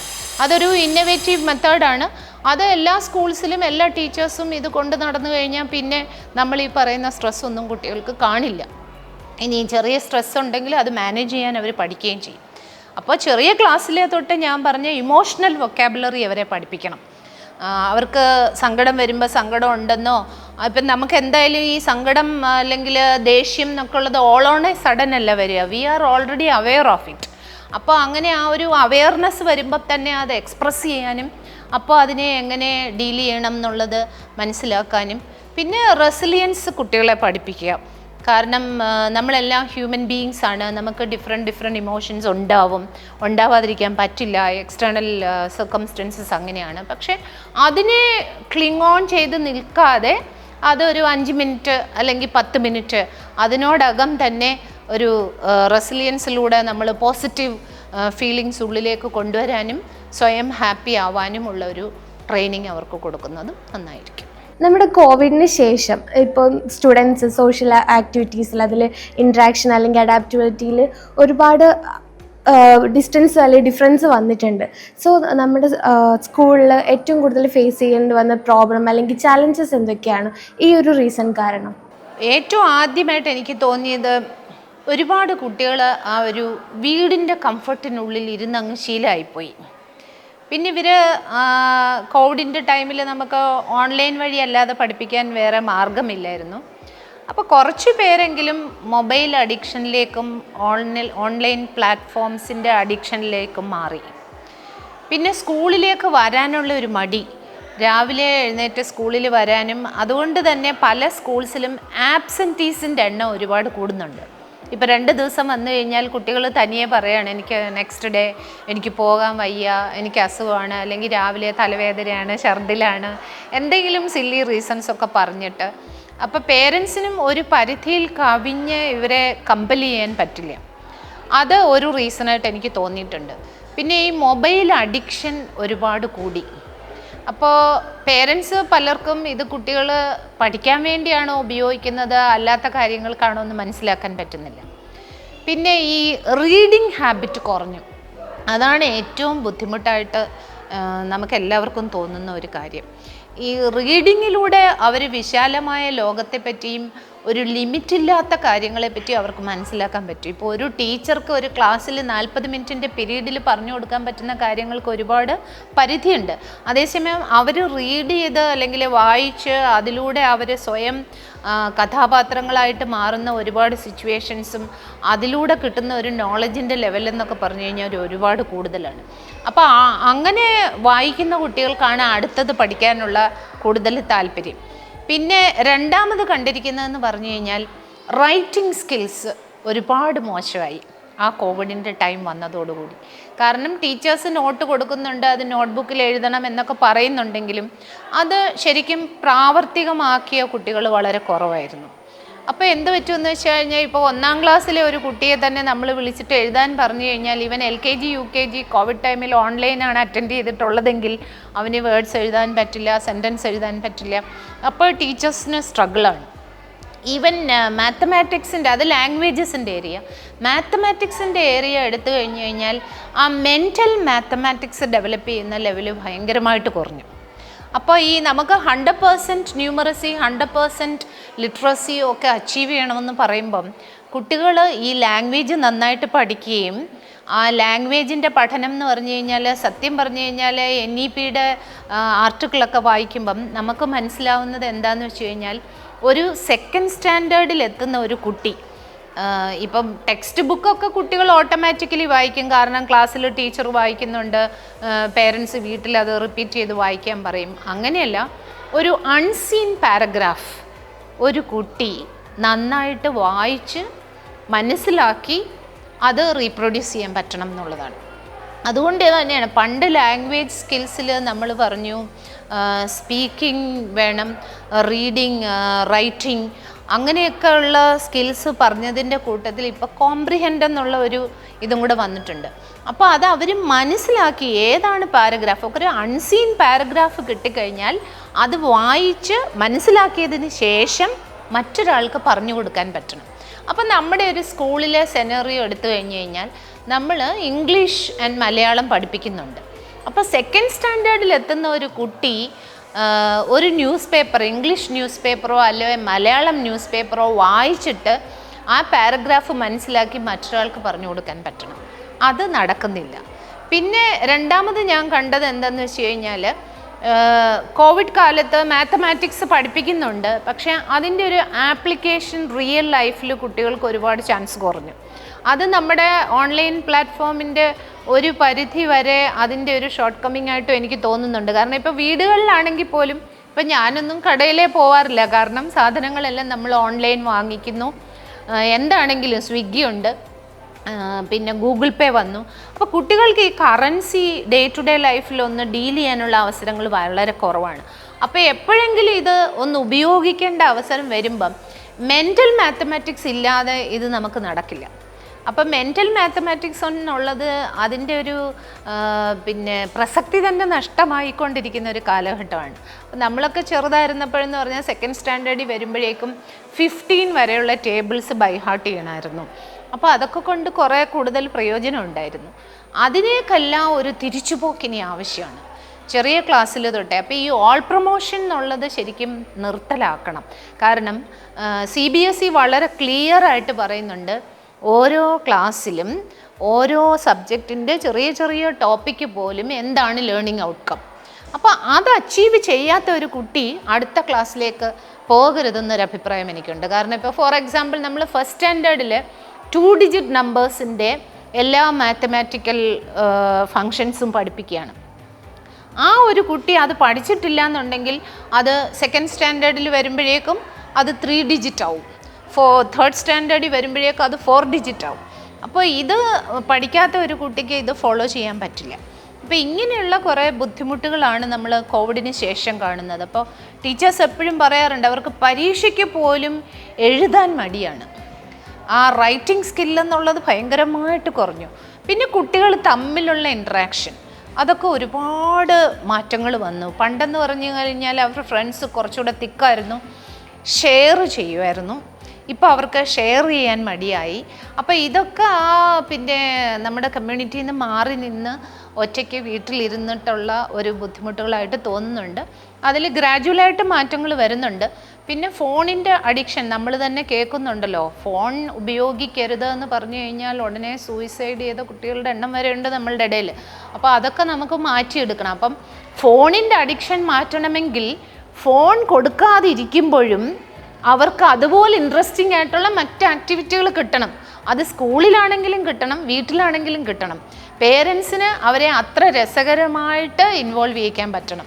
ഇപ്പോൾ ഫോർ എക്സാമ്പിൾ ഒരു ചെറിയ കുട്ടി 2 വയസ്സ് 3 വയസ്സുള്ള കുട്ടിക്ക് പേരൻറ്റിന് വളരെ എളുപ്പമാണ്. ഭക്ഷണം കൊടുക്കുമ്പോൾ TV വെച്ച് കൊടുത്തു, അതല്ലെങ്കിൽ മൊബൈലിൽ ഒരു യൂട്യൂബ് വീഡിയോ വെച്ച് കൊടുത്തു കഴിഞ്ഞാൽ അവരുടെ പണി കഴിഞ്ഞു. ഇത് കുട്ടി കഴിക്കുന്നതിൻ്റെ ഇടയിൽ ഇത് കണ്ടുകൊണ്ട് കഴിക്കും. അപ്പോൾ അവൻ ആ ഫുഡ് എൻജോയ് ചെയ്യുന്നില്ല. ഫുഡിൻ്റേതെന്ന് പറഞ്ഞു കഴിഞ്ഞാൽ അതിൻ്റെ കളറും മണവും അതൊക്കെ എൻജോയ് ചെയ്ത് കഴിച്ചാൽ മാത്രമേ ദഹനേന്ദ്രിയങ്ങൾക്കും പ്രോപ്പറായിട്ടുള്ള കാര്യങ്ങൾ നടക്കുകയുള്ളൂ. അപ്പോൾ അവിടെ ചെയ്യേണ്ടത് എന്താണെന്ന് വെച്ചാൽ നമ്മൾ ഫോൺ എടുക്കരുതെന്ന് പറയുമ്പോൾ പേരൻ്റ് അവിടെ കൂടെ ഇരുന്ന് ഒന്നുകിൽ ഒരു കഥ പറഞ്ഞു കൊടുക്കുകയോ അല്ലെങ്കിൽ ഒരു പാട്ട് പാടിക്കൊടുക്കുകയോ.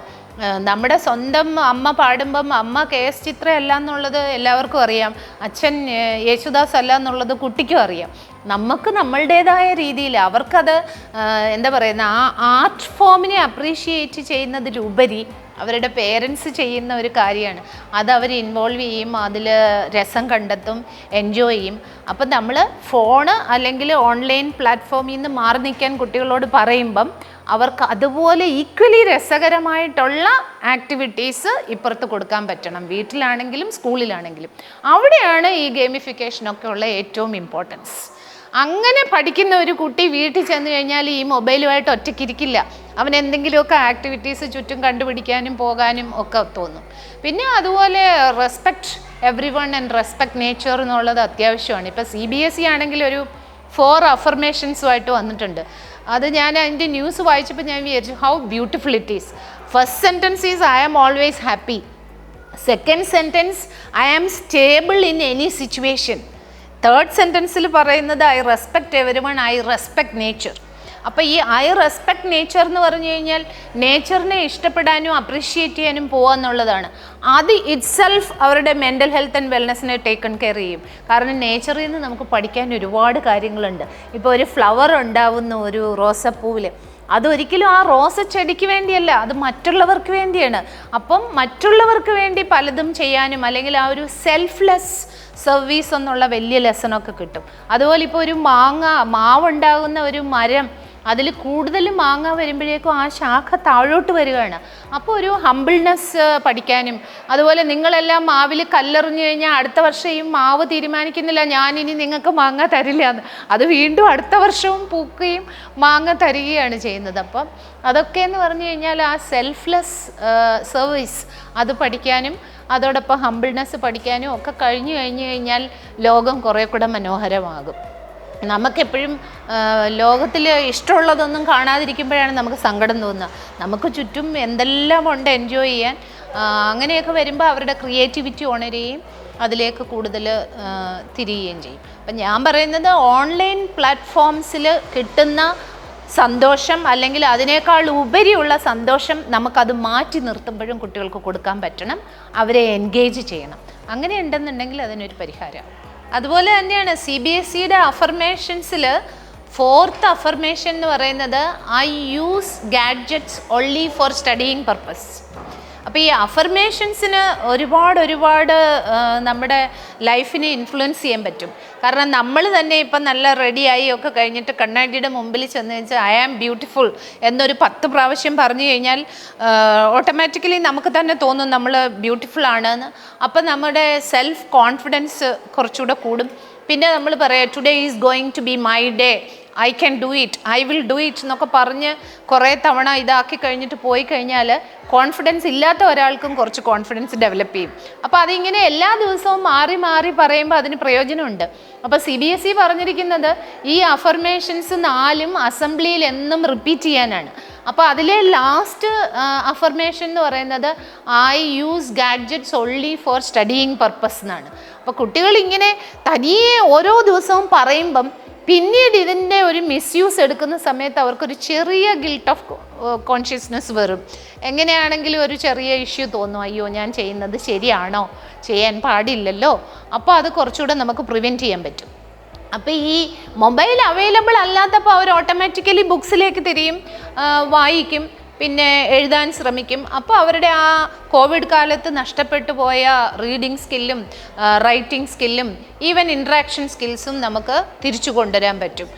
മൊബൈൽ ഇല്ലാത്ത സമയത്താകുമ്പം അവർ കൂട്ടുകാരുടെ കൂടെ വെളിയിലിറങ്ങി ഒന്ന് കളിക്കാനോ, അതല്ലെങ്കിൽ വീട്ടിലുള്ള ഗാർഡൻ ഒന്ന് നോക്കാനോ, അതിന് കുറച്ച് വെള്ളം ഒഴിക്കാനോ, അപ്പോൾ അതിൽ നേച്ചറിനെ എൻജോയ് ചെയ്യുക, ഇങ്ങനെയുള്ള എല്ലാ കാര്യങ്ങളും വരികയും ചെയ്യും.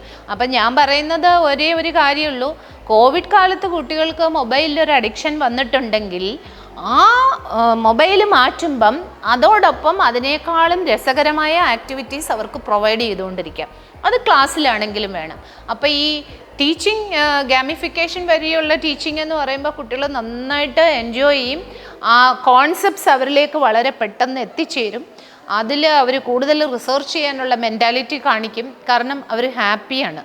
ഹാപ്പിയോടെ കാര്യങ്ങൾ ചെയ്യുമ്പം അതിൽ കൂടുതൽ ഇൻവോൾവ് ആവാൻ ഏത് ഹ്യൂമൻ ബീയിങ്ങും ഇഷ്ടപ്പെടുന്ന ഒരു കാര്യമാണ്. അപ്പോൾ അത് നല്ലൊരു കാര്യമായിട്ടാണ് എനിക്ക് തോന്നുന്നത്. അങ്ങനെയുള്ള കാര്യങ്ങൾ ചെയ്യുന്ന ഒരു ട്രെയിനിങ് ആണ് നമുക്ക് ടീച്ചേഴ്സിനും കുട്ടികൾക്കും ആവശ്യം. മാം, ഇപ്പോൾ ഓൺലൈനിൽ ഒരുപാട് പ്ലാറ്റ്ഫോംസ് വന്നിട്ടുണ്ട്. ഇൻസ്റ്റാഗ്രാം, ഫേസ്ബുക്ക്, അങ്ങനെ ഒരുപാട് പ്ലാറ്റ്ഫോം ഇപ്പോൾ സ്റ്റുഡൻസിന് അവൈലബിൾ ആണ്. അപ്പോൾ അതിൽ കൂടെ ഒരുപാട് ഓൺലൈൻ ഫ്രണ്ട്സ്, ഇൻഫ്ലുവൻസേഴ്സൊക്കെ ആയിട്ടുള്ള ഒരുപാട് കണക്ഷൻസ് ഉണ്ടായിട്ട് പോലും സ്റ്റുഡൻസ് ഒറ്റയ്ക്കാണ് എന്നുള്ളൊരു കംപ്ലയിൻറ്റ്സ് കൂടുതലും വരുന്നുണ്ട്. അവർക്കത് ഫീൽ ചെയ്യുന്നുണ്ട്. സോ നമുക്ക് സ്കൂളിൽ വന്നതിന് ശേഷം സ്കൂളിനകത്ത് എങ്ങനെ ഓവർകം ചെയ്യാൻ സാധിക്കും? സ്റ്റുഡൻസിനെ എങ്ങനെ നമുക്കതിൽ നിന്ന് പുറത്തേക്ക് കൊണ്ടുവരാൻ സാധിക്കും? കംപ്ലീറ്റ്ലി നോ പറയാൻ പറ്റുന്ന സിറ്റുവേഷൻസ് അല്ല. അപ്പോൾ ഇതെല്ലാം കുട്ടികൾ ഇൻവോൾവ് ആവും, അവർ മനസ്സിലാക്കുന്നുണ്ട്. അപ്പോൾ സ്കൂൾസ് ചെയ്യേണ്ടത് എന്താണെന്ന് വെച്ച് കഴിഞ്ഞാൽ ഇവർക്ക് അവെയർനെസ് ക്ലാസ്സസ് കൊടുക്കണം. ഇതിൻ്റെ അഡ്വാൻറ്റേജസ് ആൻഡ് ഡിസഡ്വാൻറ്റേജസ് രണ്ടും വളരെ വിശദമായിട്ട് അവർക്ക് കിട്ടത്തക്ക വിധത്തിലുള്ള അവെയർനെസ് ക്ലാസ്സസ് കൊടുക്കുക. ടീച്ചേഴ്സ് അതിനെപ്പറ്റി പറഞ്ഞ് മനസ്സിലാക്കി കൊടുക്കുക. കാരണം ഇതിനൊക്കെ ഓരോ ഏജുണ്ട്. ആ ഏജിൽ ഒരു പർട്ടിക്കുലർ മെച്യൂരിറ്റി വരാതെ ഇതിൽ കൂടുതൽ ഇൻവോൾവ് ആവുമ്പം അപ്പോഴാണ് അത് ഡേഞ്ചറസ് ആയിട്ട് മാറുന്നത്. അതല്ലെങ്കിൽ ഇതിൻ്റെ ഒരുപാട് അഡ്വാൻറ്റേജസും ഉണ്ട്. അപ്പോൾ അതിനെ നല്ല രീതിയിൽ എങ്ങനെ ഉപയോഗിക്കാം, മോശമായ രീതിയിൽ ഉപയോഗിച്ചാലുള്ള പരിണിത ഫലങ്ങൾ എന്തൊക്കെയാണെന്ന് അവർക്കൊരു അവെയർനെസ് കൊടുക്കുന്നത് വളരെ നന്നായിരിക്കും. പിന്നെ ഈ ഓൺലൈനിൽ കൂടുതൽ ഫ്രണ്ട്സിനെ വരുന്നത് എന്തുകൊണ്ട്, റിയൽ ലൈഫിൽ അവർക്ക് അതുപോലെയുള്ള എക്സ്പീരിയൻസസ് കിട്ടാത്തത് കൊണ്ടാണ്. അപ്പോൾ അതിനെ കൂടുതലായിട്ട് പ്രൊമോട്ട് ചെയ്യുക. റിയൽ ലൈഫിലേക്കുള്ള, ഇപ്പോൾ ഫോർ എക്സാമ്പിൾ ഒരു ക്ലാസ്സിൽ 30 കുട്ടികളുണ്ടെങ്കിൽ വേണമെങ്കിൽ 5 കുട്ടികൾ വീതമുള്ള ഗ്രൂപ്പ് ഉണ്ടാക്കാം. ഗ്രൂപ്പ് ഉണ്ടാക്കിയിട്ട് അവർ ഒരു പിയർ ഗ്രൂപ്പ് ഇൻഫ്ലുവൻസ് എന്നുള്ളത് വളരെ വലുതാണ്.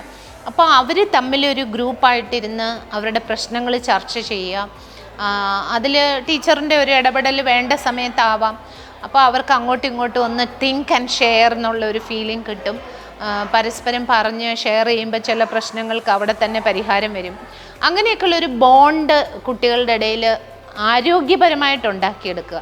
അതൊരു ഹെൽത്തി ആയിട്ട് ഡെവലപ്പ് ചെയ്യണമെങ്കിൽ ടീച്ചേഴ്സിൻ്റെ ഒരു സൂപ്പർവിഷനും ഇടപെടലോടും കൂടി വേണം അങ്ങനെയുള്ള കാര്യങ്ങൾ ചെയ്യാൻ. അതിനുള്ള സിറ്റുവേഷൻസ് സ്കൂളിൽ കൊടുക്കണം. ഞാൻ പറയുന്ന ഒരു പീരീഡ് കുട്ടികൾക്ക് ഇതുപോലെ ഒന്ന് ഇൻട്രാക്ട് ചെയ്യാനുള്ള അവസരങ്ങൾ കൊടുക്കുക. അങ്ങനെ വരുമ്പം അവർ ഈ ഓൺലൈൻ്റെ പുറകെ കൂടുതൽ പോവില്ല എന്ന് എനിക്ക് തോന്നുന്നു. അത് കിട്ടാത്തത് കൊണ്ടായിരിക്കാം അവർ പോകുന്നത്. പിന്നെ എപ്പോഴും വെർച്വൽ പ്ലാറ്റ്ഫോമിൽ നിന്ന് കിട്ടുന്നതൊന്നും നമ്മളുടെ ഒരു ഇമോഷണൽ കോഷ്യൻറ്റിനെ തൃപ്തിപ്പെടുത്താൻ ഒരിക്കലും പറ്റില്ല. അത് നമുക്ക് റിയൽ ലൈഫിൽ നിന്ന് തന്നെയാണ് സാധിക്കുക. അപ്പോൾ ഇങ്ങനെയുള്ള ചില കാര്യങ്ങൾ സ്കൂൾസ് കണ്ടിന്യൂസ് ആയിട്ട് ചെയ്യണം. ഇപ്പോൾ എല്ലാ സ്കൂൾസിലും കൗൺസിലർ എന്ന് പറഞ്ഞ് അപ്പോയിൻറ്റ് ചെയ്തിട്ടുണ്ട്, വെൽനസ് ടീച്ചേഴ്സ് ഉണ്ട്. എന്നിട്ടും ഇതൊന്നും നടക്കുന്നില്ല എന്നുള്ളത് കാണുമ്പോൾ അതൊരു ദുഃഖകരമായ അവസ്ഥയാണ്. അപ്പം ഞാൻ പറയുന്നത് ടീച്ചേഴ്സിന് കണ്ടിന്യൂസ് ആയിട്ട് ട്രെയിനിങ് കൊടുക്കണം. അവരുടെ ഒരു സ്ട്രെസ് മാനേജ്മെൻറ്റും മന്ത്ലി വൺസെങ്കിലും നടക്കണം.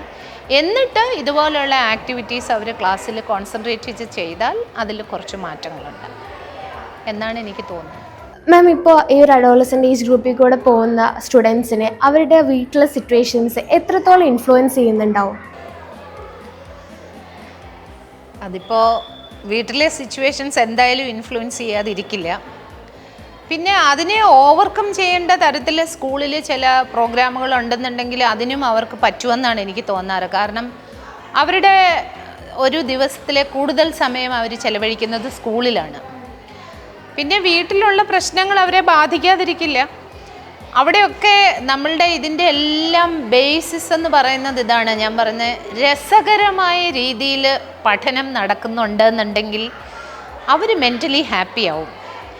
അപ്പോൾ ഇന്ന് നിങ്ങൾ മെൻ്റലി ഹാപ്പി ആണെന്നുണ്ടെങ്കിൽ നാളെ നിങ്ങൾക്ക് കുറച്ചുകൂടി മെച്യൂരിറ്റി ഉണ്ടാവും.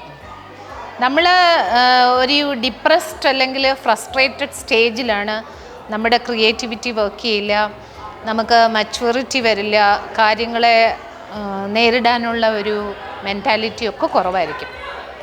അപ്പോൾ പ്രോബ്ലംസ് ഇല്ലാത്ത വീടുകൾ ഉണ്ടാവില്ല. That is quiet natural. കുട്ടികൾ ഗ്രോ ചെയ്യുന്നതനുസരിച്ച് ഈ പ്രോബ്ലംസിനായിട്ട് അഡ്ജസ്റ്റ് ചെയ്യുകയും അതിനെ എങ്ങനെ ഓവർകം ചെയ്യാമെന്നുമുള്ളൊരു വിദ്യാഭ്യാസം. നമ്മൾ വിദ്യാഭ്യാസം എന്നുകൊണ്ട് ഉദ്ദേശിക്കുന്നത് വെറും കോഗ്നിറ്റീവ് ഡെവലപ്മെൻറ്റ് മാത്രമല്ല, അവരുടെ ഒരു മെൻ്റൽ മെച്യൂരിറ്റിയും സ്പിരിച്വൽ ഡെവലപ്മെൻറ്റും നമ്മൾ ഇതിനകത്ത് ഉദ്ദേശിക്കുന്നുണ്ട്. അപ്പോൾ സ്കൂൾസിൻ്റെ അന്തരീക്ഷം വളരെയധികം വെൽക്കമിങ് ആയിട്ടുള്ള നല്ലൊരു അന്തരീക്ഷമാണെങ്കിൽ നമ്മൾ ഇതിലൂടെ ഈ കുട്ടിയെ ഈ പ്രോബ്ലംസ് ഓവർകം ചെയ്യാൻ പ്രിപ്പയർ ചെയ്യുകയാണ്.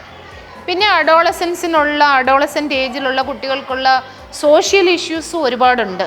കാരണം അവർ സൊസൈറ്റിയിലോട്ട് ഇറങ്ങുമ്പം അവിടെ അവർക്ക് പല ടെംപ്റ്റേഷൻസും അല്ലെങ്കിൽ പലതും കാണും. അപ്പം നമ്മൾ എങ്ങനെയാണെന്ന് വെച്ച് കഴിഞ്ഞാൽ ലൈഫിൽ വേൾഡിൽ നമുക്ക് കിട്ടുന്നത് it is A mixture of good and bad. അപ്പോൾ കുട്ടിയെയാണ് നമ്മൾ കോൺസെൻട്രേറ്റ് ചെയ്യുന്നത്. ആ കുട്ടിയുടെ സ്വഭാവ രൂപീകരണം ശരിക്കും നടന്നു കഴിഞ്ഞാൽ accept what is good and reject what is bad എന്നുള്ള ലെവലിൽ ആ കുട്ടി സ്വയം എത്തണം. പിന്നെ അതോടൊപ്പം പ്രോബ്ലംസ് എന്ന് പറയുന്നത് പാർട്ട് ഓഫ് ലൈഫാണ്. Life is never A bed of roses. അപ്പോൾ അത് ഞാൻ പറഞ്ഞില്ലേ, ഒരു സ്ട്രെസ് മാനേജ്മെൻറ്റ് ഏതൊക്കെ തരത്തിൽ പറ്റും എന്നുള്ളത് കുട്ടിക്കുള്ള ട്രെയിനിങ് കൊടുക്കുക. അപ്പോൾ ഇതിനെല്ലാം ഉപകരിക്കുന്നതാണ് നമ്മൾ ഈ പറഞ്ഞ അക്കാഡമിക് ഡെലിവറി രസകരമാക്കുക എന്നുള്ളത്. സ്കൂളിൽ അവന് സന്തോഷകരമായിട്ടുള്ള ഒരു അറ്റ്മോസ്ഫിയർ വന്നു കഴിഞ്ഞാൽ ഇവന് ഇതെല്ലാം ഓവർകം ചെയ്യാനുള്ള ഒരു എബിലിറ്റി ഓട്ടോമാറ്റിക്കലി കിട്ടും. അപ്പോൾ അതിലാണ് നമ്മൾ കൂടുതൽ ഇനി കോൺസെൻട്രേറ്റ് ചെയ്യേണ്ടത്. അതിലൂടെ മാത്രമേ തലമുറയിൽ നമുക്ക് എന്തെങ്കിലും ഒരു ചേഞ്ച് കൊണ്ടുവരാൻ പറ്റുള്ളൂ എന്നാണ് എനിക്ക് തോന്നുന്നത്. അപ്പോൾ ടീച്ചേഴ്സ് ആണെങ്കിലും ഈ ഫിക്സഡ് മൈൻഡ് സെറ്റും കൊണ്ട് ആൾക്കാർ ഇരിക്കാൻ പാടില്ല. ഇനിയും ടീച്ചേഴ്സ് ആണെങ്കിലും പേരൻസ് ആണെങ്കിലും എപ്പോഴും ഒരു ഗ്രോത്ത് മൈൻഡ് സെറ്റ് ആയിരിക്കണം. കാരണം കാലങ്ങൾക്കനുസരിച്ച് മാറുക. ഇപ്പം ഞാനൊക്കെ 2006 പ്രിൻസിപ്പലായതാണ്. അന്നൊക്കെ കുട്ടികൾ കുറച്ചിങ്ങനെ നമ്മളോട് ഡിസ്റ്റൻസ് ഇട്ടാണ് നിന്നുകൊണ്ടിരുന്നത്. കാലങ്ങൾ മാറിയതനുസരിച്ച് നമ്മളും മാറുകയാണ് ചെയ്തത്. പ്രിൻസിപ്പലാണെങ്കിലും നമ്മൾ കുട്ടികളോട് ഫ്രണ്ട്ലി ആയിട്ട് അവർ നമ്മളോട് എന്തും പറയാനുള്ള ഒരു സ്വാതന്ത്ര്യമൊക്കെ കൊടുത്ത് അങ്ങനെയൊക്കെയുള്ളൊരു സ്കൂൾ അറ്റ്മോസ്ഫിയർ ആകുമ്പം അവർക്കൊരിക്കലും സ്ട്രെസ്സ് തോന്നില്ല. കാരണം എന്ത് വന്നാലും ആ പ്രിൻസിപ്പലിൻ്റെ അടുത്ത് ചെന്ന് പറഞ്ഞു കഴിഞ്ഞാൽ സംഭവം ശരിയാവും, ആ ഒരു കോൺഫിഡൻസ്. അപ്പം മനുഷ്യരെല്ലാം ജീവിക്കുന്നത് എന്തിലാണ്? ഒരു സ്നേഹവും ആത്മവിശ്വാസവും ഒക്കെ ഉണ്ടാവുന്ന ഒരു സാഹചര്യം. അപ്പോൾ ഓരോ ടീച്ചേഴ്സിനും ഇത് കൊടുക്കാൻ പറ്റണം, ഓരോ പ്രിൻസിപ്പൽമാർക്കും ഇത് കൊടുക്കാൻ പറ്റണം.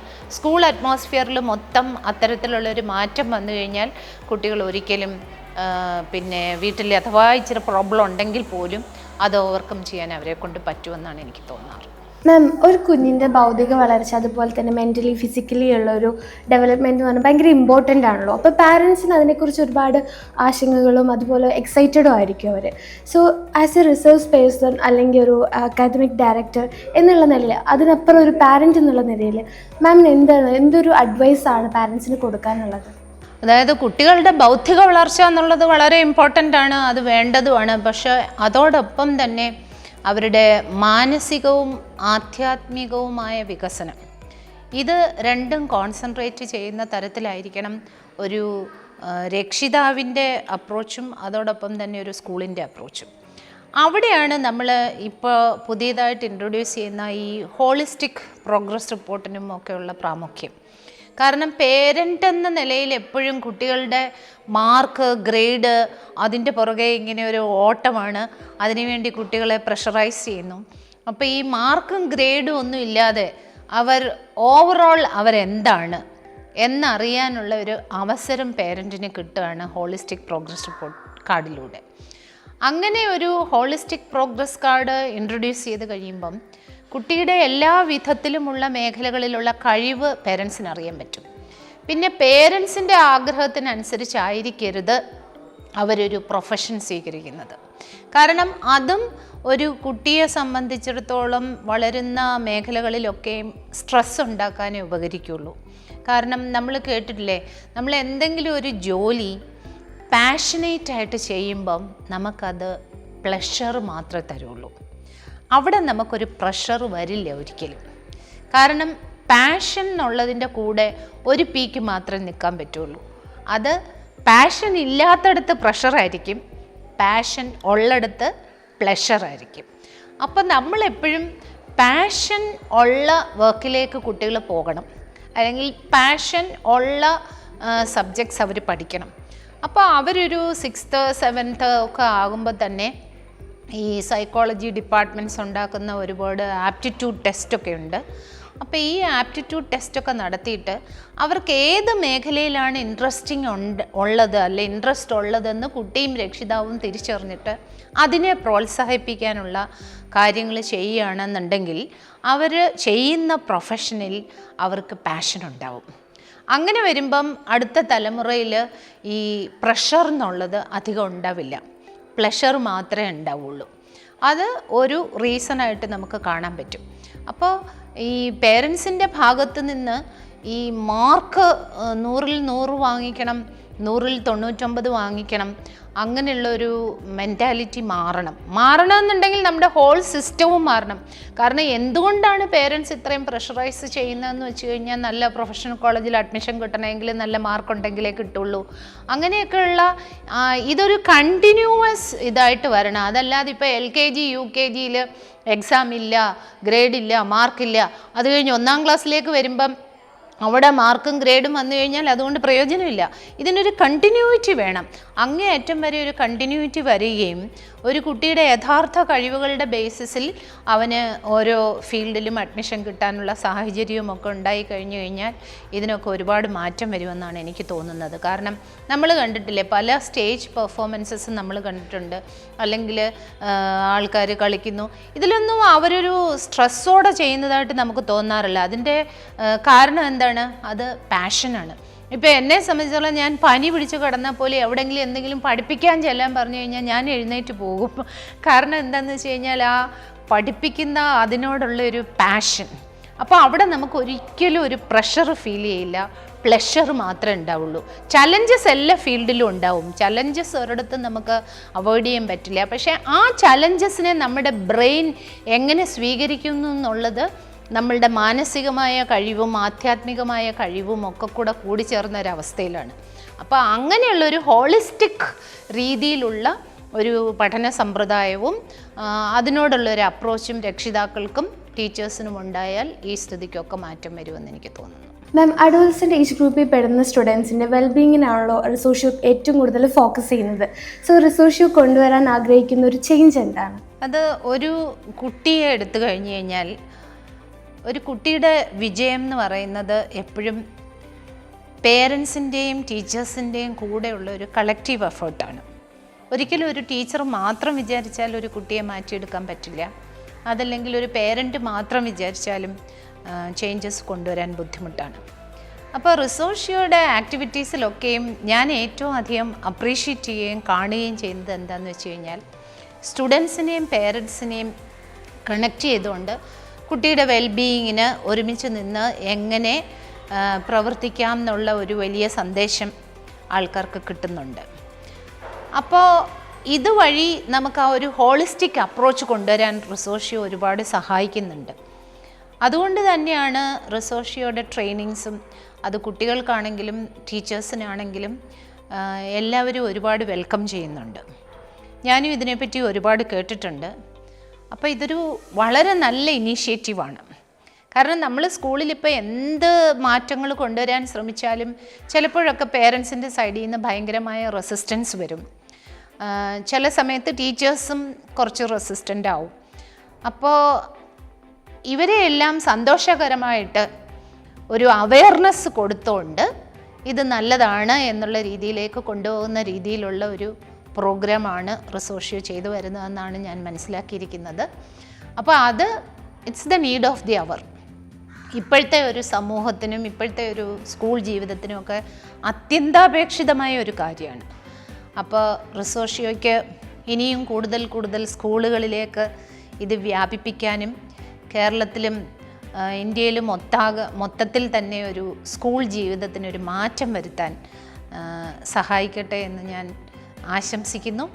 അതോടൊപ്പം റിസോഷ്യോയുടെ എല്ലാവിധ പ്രവർത്തനങ്ങളും മുൻപോട്ട് കൊണ്ടുപോകാനും അതിലെന്ത് സപ്പോർട്ടും ഞങ്ങളെപ്പോലെയൊക്കെ ഉള്ളവരുടെ ഭാഗത്തു നിന്നും എന്നും ഉണ്ടാകും. എല്ലാം വിശാലമായ രീതിയിൽ വളരെ ജനകീയമായിട്ട് എല്ലാവരിലേക്കും എത്തിക്കുവാൻ റിസോഷ്യോയ്ക്ക് കഴിയട്ടെ എന്ന് ഞാൻ ആത്മാർത്ഥമായി ആശംസിക്കുകയും ചെയ്തുകൊള്ളുന്നു. അതോടൊപ്പം എന്നോടൊപ്പം ഇത്രയും സമയം ചെലവഴിച്ച് നല്ല ചോദ്യങ്ങൾ തന്നുകൊണ്ട്, അതായത് ചോദിച്ച ചോദ്യങ്ങളെല്ലാം വളരെ നല്ലതായിരുന്നു. ഞാൻ ഈ സെഷൻ വളരെയധികം എൻജോയ് ചെയ്തിട്ടുണ്ട്. Thank you റിസോഷ്യോ.